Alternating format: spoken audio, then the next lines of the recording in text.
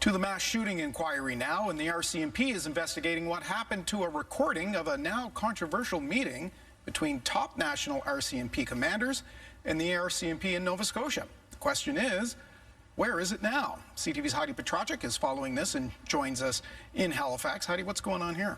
Well, as we told you on Friday, there is a recording of at least part of that controversial meeting on April 28, 2020, after the Nova Scotia mass shooting. And it was a meeting that we now know a lot about, although there are still questions, because it was between Nova Scotia RCMP officials and top brass at the Nova Scotia, or at the headquarters of RCMP, including Commissioner Brenda Lucki. And this meeting was after Lucki expressed frustration over communications by the RCMP after the mass shooting.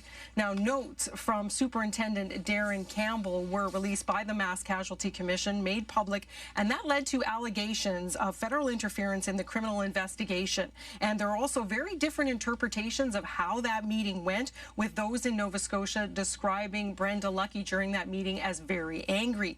Now, during testimony Friday at the Mass Casualty Commission, one of the top RCMP officers in the country said the recording had since been erased. I believe it was because it doesn't exist because Mr. Bryan has deleted it from whatever phone he was using at the time. Now, Mr. Bryan that he's referring to is Dan Bryan, who is a senior media civilian employee with RCMP headquarters in Ottawa. Brennan also said that there were efforts underway of some kind to try to retrieve the recording, however that can be done.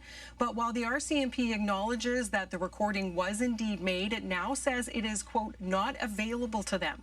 A spokesperson wrote to CTV News on behalf of the RCMP today, stating that, quote, the RCMP is reviewing the matter to ascertain what further actions are required. As this review is ongoing, we are not in a position to comment further at this time.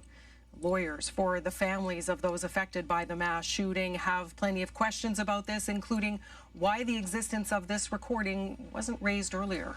Odd. I bet. Heidi Petracek in Halifax following the inquiring proceedings for us tonight. Thank you, Heidi.